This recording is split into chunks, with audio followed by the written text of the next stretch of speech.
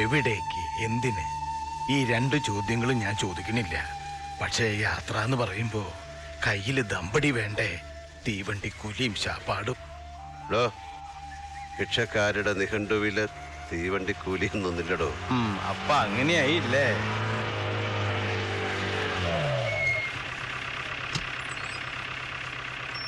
എല്ലാം വിട്ടെറിഞ്ഞ് പോകാനിറങ്ങിയ ആളെ തിരിച്ചു വിളിക്കാൻ വന്നതല്ല. വഴി കണ്ട ഒരു വിവരം പറഞ്ഞിട്ട് പോകാന്ന് കരുതി വന്നതാ. കാർത്തികനെ കൊല്ലാൻ ആളെ ഇറക്കിയിരിക്കുന്നു. മുണ്ടച്ചില ശേഖരനും അനന്തരവും രാജേന്ദ്രനും. തടയാനും പിടിക്കാനും ഞങ്ങൾ 2 വയസ്സന്മാർക്ക് പറ്റിയില്ലെങ്കിൽ പോവും മുമ്പ് മോന്റെ കർമ്മങ്ങളും കൂടി ചെയ്തിട്ട് പോയാ മതി. എന്താടോ ഈ പറയണേ? മോനിപ്പോ എവിടെയുണ്ട്?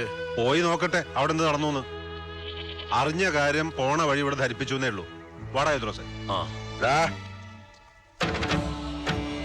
കാർത്തികേയൻ എന്ന എന്റെ മകന് വയസ്സ് 3 അല്ല പ്രായം. അവനെ കൊല്ലാൻ ആളിറങ്ങിയിരിക്കുന്നു. നുണ പറയാനും പഠിച്ചിട്ടില്ലടോ ഈ കണ്ട വയസ്സായിട്ടും. ആരുടേതാടോ ഐഡിയ? അവൻ്റെതോ അതോ സ്വയം കൃതിയോ?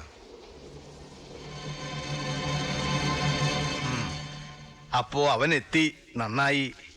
എന്താ നീലകണ്ഠ സാറേ, അയാളെ കണ്ടൊന്ന് യാത്ര പറഞ്ഞിട്ട് നമുക്ക് വടക്കോട്ടുള്ള വണ്ടി പിടിക്കാം. എന്താ കാര്യം പറഞ്ഞിട്ട് പോവാന്നേ. സലാമേ, ആ ബാഗൊക്കെ എടുത്തങ്ങോട്ട് വെക്ക. കുറുപ്പേ വാടോ.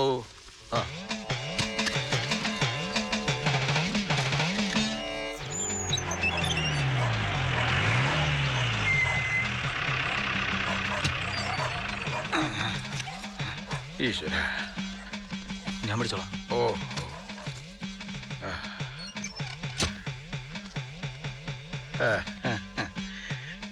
ഇതാ അവിടുന്ന് കൊണ്ടുവന്നതാ.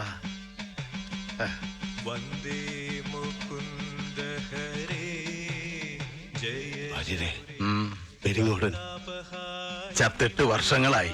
അയാളോ? ആ ശബ്ദം, ഇടയ്ക്കയിൽ അതേ കാലം, താളം. ചർച്ചിതമാം നിന്റെ ദ്വാരകാപുരിയെ വീടേ,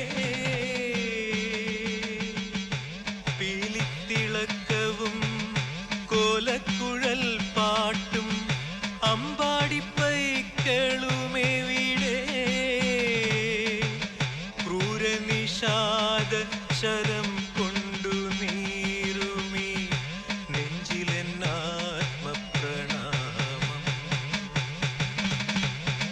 പ്രേമസ്വരൂപനാം സ്നേഹസതീർത്ഥ്യൻ.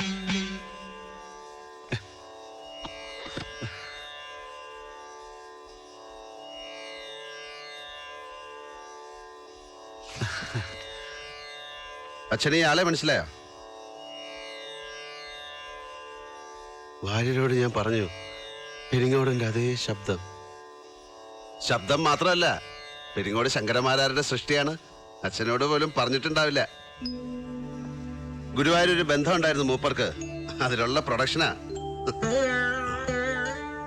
പേര് ഹരിനാരായണൻ.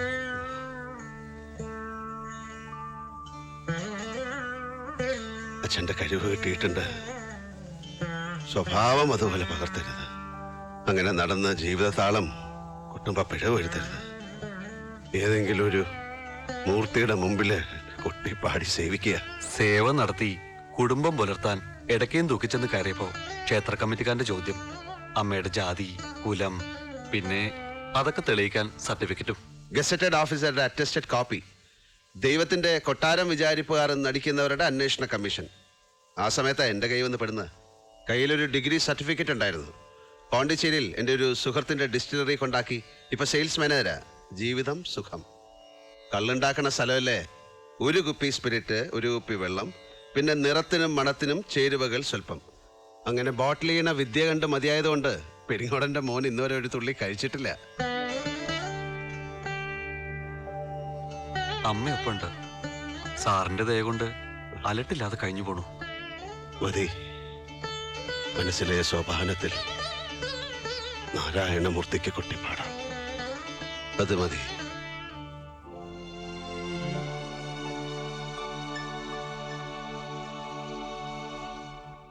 വരേ. ഓ, നമുക്ക് വേണ്ട, എന്നെ വിളിക്കണ്ട. എന്റെ യാത്ര ഇവിടെ വെച്ച് തീരുക. ഇനിയുള്ള കാലം ഇവിടെ സുഖമായിട്ട് കഴിയാൻ തീരുമാനിച്ചു ഞാൻ. എനിക്ക് പുണ്യസ്ഥലങ്ങൾ കാണണ്ട. ഞാൻ ചത്തിട്ട് കാർത്തികേയൻ എന്റെ ചിതാഭസ്മം ഗംഗയിൽ കൊണ്ടുപോയി ഒഴുക്കും. എനിക്ക് അത്രയ്ക്കുള്ള പുണ്യം മതി. നിങ്ങളാരാ മുൻ പ്രധാനമന്ത്രിയോ ചിതാഭസ്മം പുഴയിൽ മിക്സ് ചെയ്യേ? വേണ്ട, അത് കുഴച്ച് പത്തിരി ഉണ്ടാക്കി നീ നിന്റെ ഉമ്മാക്ക് കൊടുക്ക്. പോളെ വാരുടെ ബാഗും സാധനങ്ങളും അകത്ത് മുറി കൊണ്ടുവെക്ക്. ഓ, വാരക്ക് AC ഉള്ള മുറി ആയിക്കോട്ടെ, സുഖായിക്കോട്ടെ കാര്യങ്ങള്. എന്ത് പറഞ്ഞാലും ഉണ്ടാവും ഒരു തർക്കുത്തരം.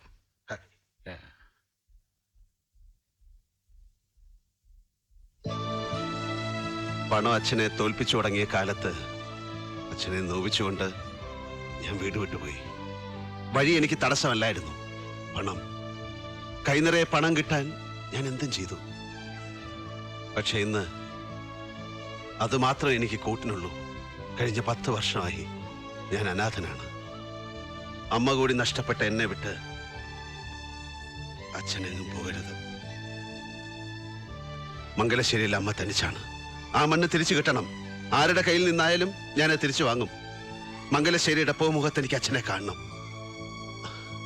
ഇനിയുള്ള കാലം മുഴുവൻ